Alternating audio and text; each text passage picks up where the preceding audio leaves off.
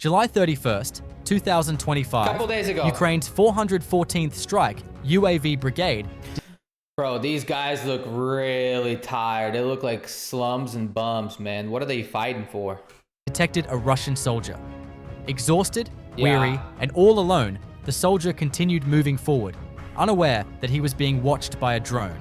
After walking for a long time, he took cover under a tree to rest. Then, a Ukrainian FPV drone was launched toward him. It slowly approached the soldier. He noticed the drone at the last moment, but it was already too late. He had become its target. Wow. In the area near Robotyne, Zaporizhzhia Oblast, a Russian soldier riding an electric scooter became the target of a Ukrainian kamikaze drone. Choosing an unusual mode of transport on the front line, the soldier traveled a long distance along the road. Unbeknownst to him, a Ukrainian kamikaze drone was silently tracking him from behind. The inevitable end. He was struck by the drone. Yeah, no more legs. A Russian soldier was tracked by drones. As he entered Don't tell me. Don't tell me that's a toilet, man. a makeshift toilet, Oh my FPV God. drones moved in. Before he could realize what was happening, he became the target. A Russian soldier, searching for a safe place to hide, was unaware that he was being watched by drones. Damn. Moments later, he became the target of a bomb-laden kamikaze drone. Trapped inside a ruined building, a Russian soldier desperately tries to escape an approaching drone controlled by a Ukrainian operator. A Russian soldier trying to escape the drone quickly ran into a house, but he couldn't survive the high explosive payload carried by the drone. Ukraine's 414th Strike UAV Brigade, home to some of the country's most active drone operators, targeted Russian infantry throughout the week. In just 1 week, 58 Russian soldiers were neutralized. That's crazy. That's just one little brigade. 58 Russian soldiers. That's a lot of people. Think of how many brigades there are, and this is just drone brigades. We're not talking like regular infantry or regular recon or whatever it is. Over the course of a month, hundreds of drone strikes were carried out. Wow. A group of Russian soldiers trying to quickly escape the combat zone in a military vehicle became the target. I don't know if we I don't know if we can call this a military vehicle, but okay. In a military vehicle became the target of Ukraine's 3rd Assault Brigade. A kamikaze drone sent after them locked directly onto the vehicle. The soldier driving did not survive the attack. The others escaped. On the same road, another vehicle was struck by a kamikaze drone. The soldiers tried No doors, no windows. It's just an old Lada. to exit at the last moment, but only one managed to get out. However, the soldier who escaped the vehicle didn't get far. FPV drone operators kept tracking him, and he soon became their target.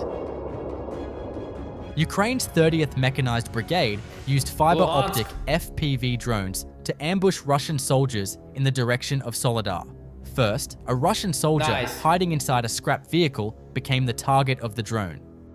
The second drone strike targeted a group of Russian soldiers gathered in front of a storage facility. As they stepped outside to collect ammunition, the drone struck before they even realized what was happening. Russian assault groups were neutralized in the Sumy direction. Ukrainian drone operators from the 1st Detachment of the 8th Special Operations Forces Regiment launched FPV drone attacks on a 5-man Russian assault team. After the first strike, the Russian soldiers scattered in different directions, but numerous drones were sent after them. Caught in open terrain, the soldiers were left completely defenseless against the incoming drones.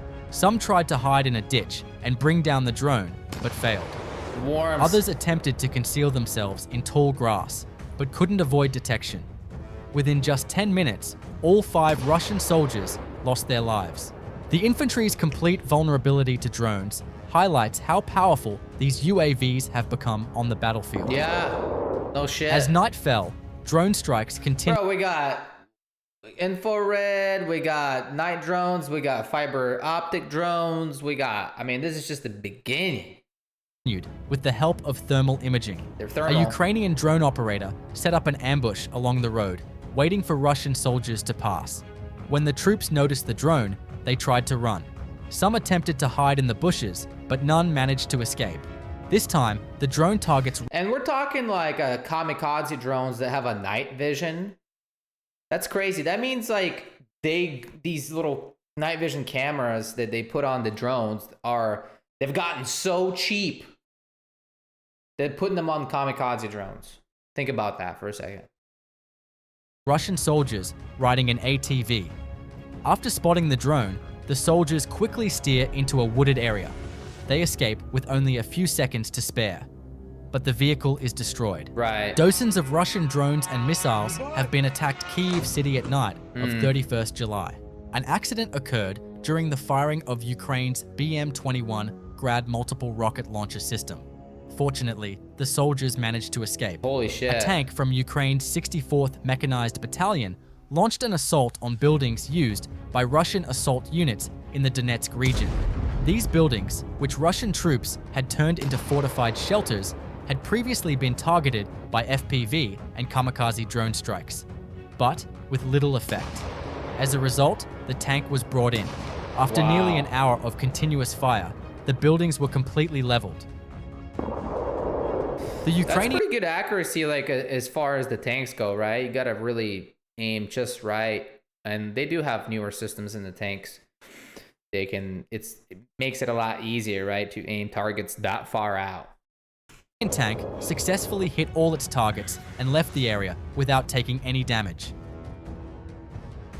The Ukrainian Air Force dropped 2 bombs on a building housing Russian soldiers. Nice.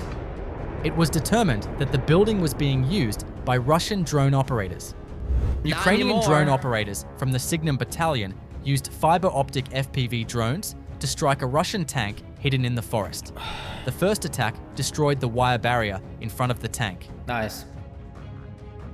Russian... Bro, like, what are they thinking? Like, these are like right open, like in the middle of open place. Like, what are they doing? Are they that stupid? Forces camouflage many military vehicles this way to protect them from drones. Right. However, it's impossible to hide from low-flying reconnaissance drones. As the FPV drone took off for a second strike, it directly hit the tank. July 31st, 2025.